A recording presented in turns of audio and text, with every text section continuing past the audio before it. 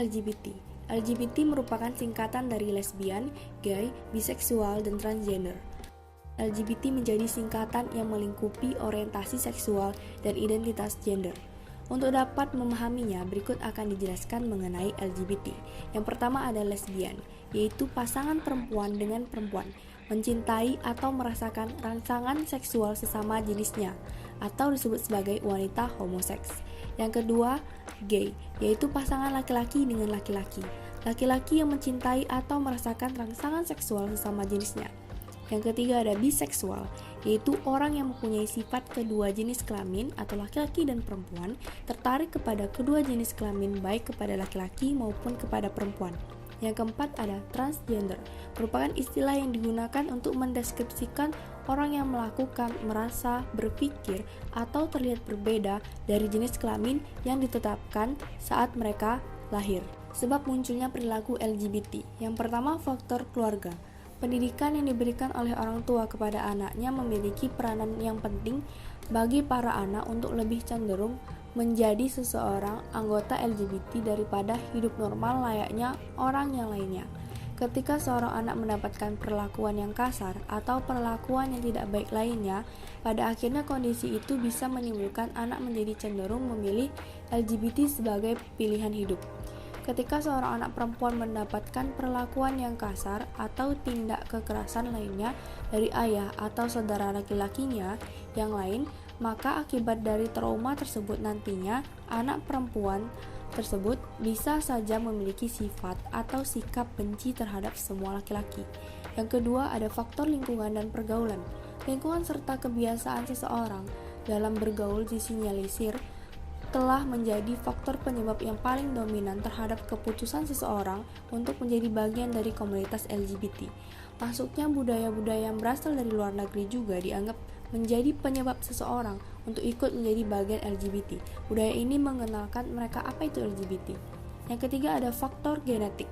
Beberapa hasil penelitian telah menunjukkan bahwa salah satu faktor pendorong terjadinya homoseksual, lesbian, atau perilaku seks yang dianggap menyimpang lainnya bisa berasal dari dalam tubuh seseorang LGBT yang sifatnya bisa menurun dari anggota keluarga sebelumnya.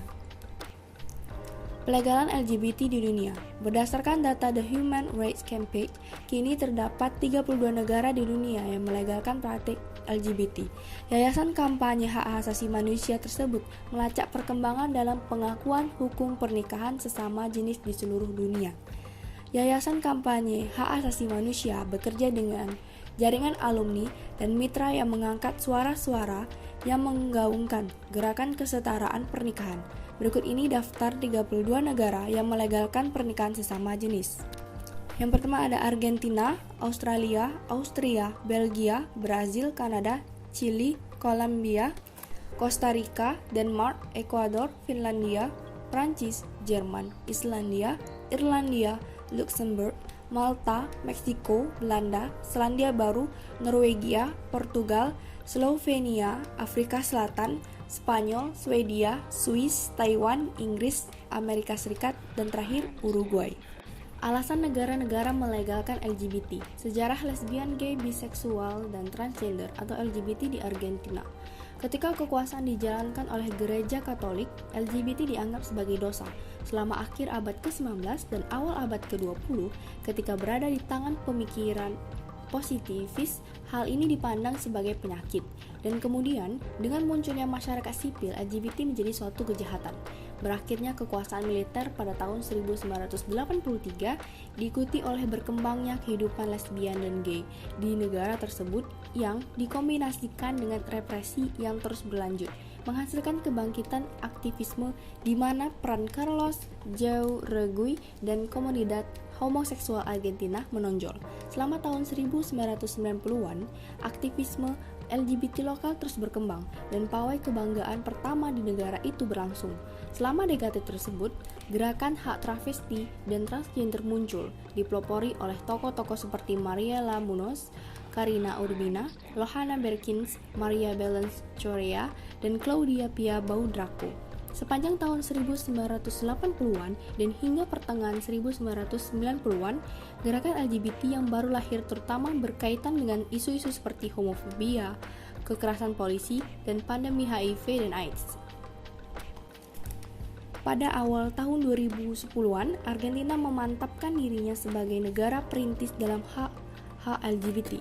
Dengan disahkannya Undang-Undang Perkawinan Setara pada tahun 2010, menjadi negara ke-10 yang melakukannya, dan mengesahkan Undang-Undang Identitas Gender pada tahun 2012 yang memungkinkan orang untuk secara resmi mengubah identitas gender mereka tanpa menghadapi hambatan seperti terapi hormon, pembedahan, diagnosis psikiatri, atau persetujuan hakim.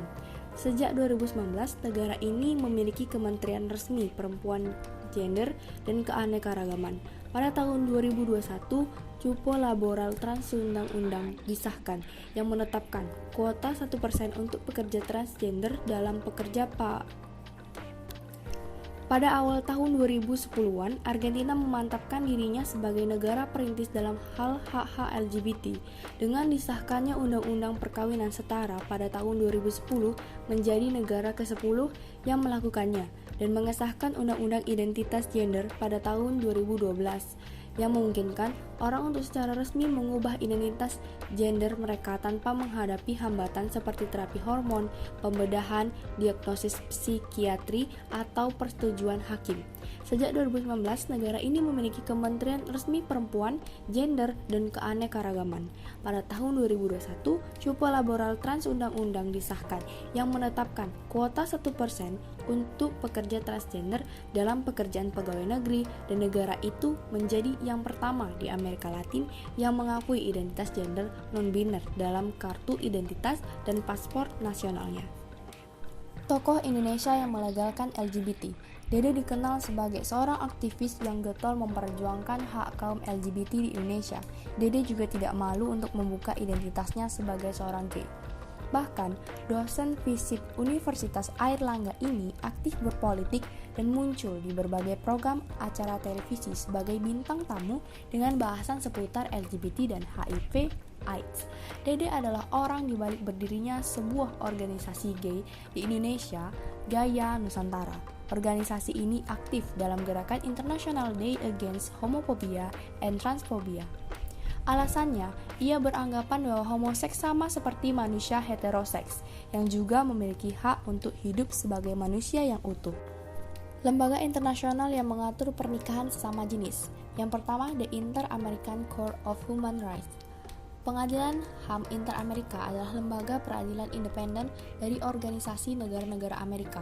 Pada tahun 2018, lembaga ini mengeluarkan pendapat kepada Costa Rica guna penandatanganan Konvensi Amerika tentang Hak Asasi Manusia.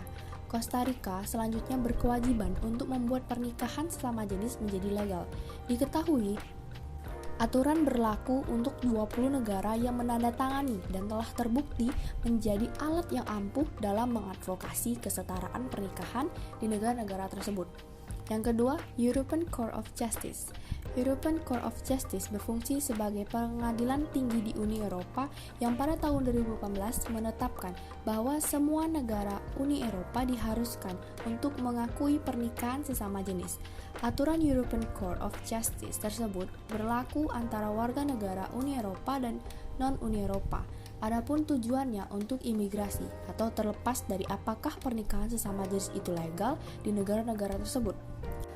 Alasan LGBT tidak boleh dilegalkan di Indonesia. Muncul berbagai pro dan kontra mengenai golongan LGBT.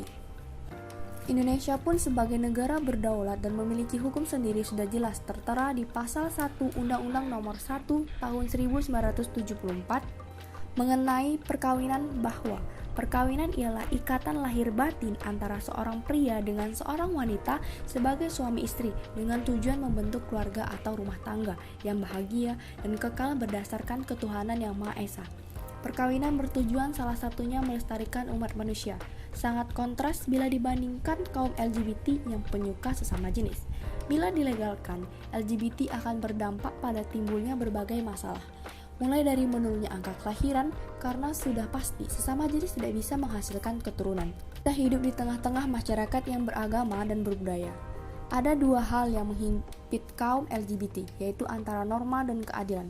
Bagi kaum LGBT, norma dan keadilan tidak dapat serta-merta berjalan beriringan. Keberadaan mereka yang dianggap berbeda oleh masyarakat normal lainnya dianggap tidak sesuai dengan norma agama dan budaya.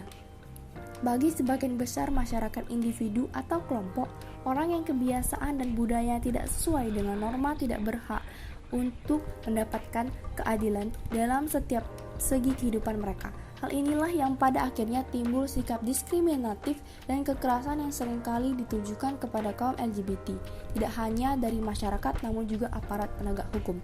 Masyarakat maraknya LGBT. Merespon maraknya LGBT, masyarakat harus mampu mengembangkan kewaspadaan sosialnya.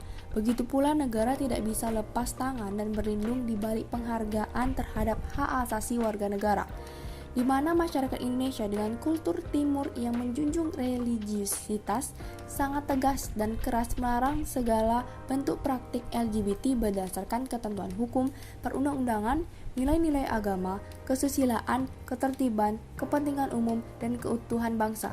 Berbagai tontonan yang tidak layak dan melegitimasi perilaku LGBT harus dievaluasi kembali.